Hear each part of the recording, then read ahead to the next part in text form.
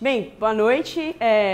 Acho que eu conheço quase todo mundo aqui, mas para quem não me conhece, eu sou Tamara Hessel, sou desenvolvedora PHP faz 4 anos e uns quebradinhos.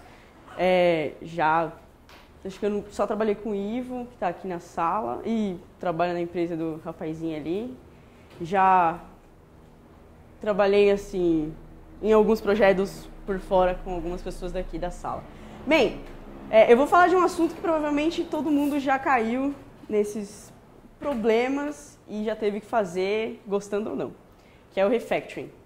Bem, refactoring, eu achei essa imagem muito propícia, assim, cara, porque apesar de que os caras falam que é a questão interna na alteração e não a externa, que faz a coisa que deve ser feita, eu achei essa imagem muito propícia, porque você altera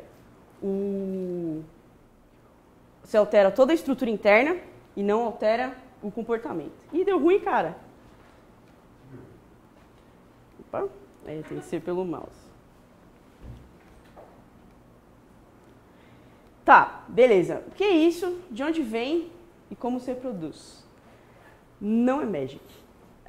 Todo dia a gente faz, sem perceber, assim, para quem já tem mais tempo de área, acho que fica sendo uma coisa um pouco mais comum, você substituir pedaços de código, porque tá difícil ler, tá difícil compreender, e você fala, puxa, se o meu amiguinho ver isso, eu acho que ele não vai gostar. Então você acaba fazendo automaticamente. Bem, segundo o nosso querido amigo Google, refatoração é um processo de modificar um sistema de software para melhorar a estrutura interna do código sem alterar o seu comportamento externo. Bem, que é o que aquela imagem bonitinha do tênis significa, assim, eu achei mais próximo do que a gente faz. Então a gente altera a estrutura interna sem modificar o comportamento externo dele. Então a gente tem um tênis sujo e ele fica limpinho, mas continua sendo um tênis. Quando eu devo fazer isso?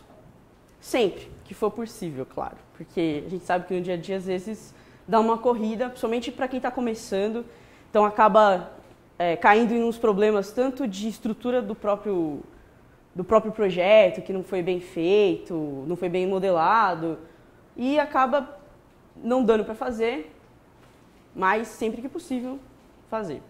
Ou quando você deparar com bad code smell. Dois autores que falam bastante sobre esses dois temas, Kent Beck e Martin Fowler. Os dois abordam ali, os dois são amiguinhos, e abordam bastante esse tema. Então, são duas boas referências para procurar depois. Bem, quando você acha bad code smell, não é muito difícil. Então, quando você olha para o código e faz tipo, deu ruim, é porque, de fato, precisa de uma refatoração. E isso é praticamente o tempo todo. A gente acaba fazendo isso o tempo todo, quando dá. E bate um certo desespero quando você vê um código que precisa de alterações. Bem, as alterações mais comuns, tipo, os bad code smell mais comuns são código duplicado, classes e métodos gordos, lista de parâmetros longas, vários níveis de indentação, dependência e complexidade, que acaba até caindo no que o Neto e o Paulo estavam falando junto com o nosso querido Dodraco. E o que acontece? Tipo, velho, agora tá funcionando, mas lá pra frente vai dar ruim. E aí você vai ter um código que vai estar muito preso às coisas, você vai estar perdido, qualquer alteração que você quiser fazer, você vai ter muito problema, e aí você vai acabar se vendo na obrigação de fazer um pouco de refactoring. E aí entra nosso amiguinho. Vamos por partes. Ciclo de refatoração. Não muito diferente do que prega aí o TDD, a gente tem que fazer as coisas em baby steps. Pedacinhos por pedacinhos. Primeira coisa, escolher o bad code smell que vai atingir. Então, se o código está duplicado, se você bate o olho no código, putz, tá alguma coisa estranha, tá muito complicado de entender, tem muito nível de indentação, tem muita coisa para verificação. Beleza, aí você escolhe quais tipo de refatoração você vai fazer, depois você começa a aplicar. E testes. Bem, entra aí um outro problema que muitas das aplicações acabam não tendo cobertura de teste. E aí, para testar refactoring já fica mais complicado. você acaba tendo que fazer a coisa, tipo, manualmente. Bem, eu peguei um código, uma ideia, assim, de código meio zoada. E, tipo, a reação, geralmente, quando vê esse código, eu não sei, acho que quase nem tem alguns PHPs, mas nem todo mundo é de PHP. Mas dá pra entender, né?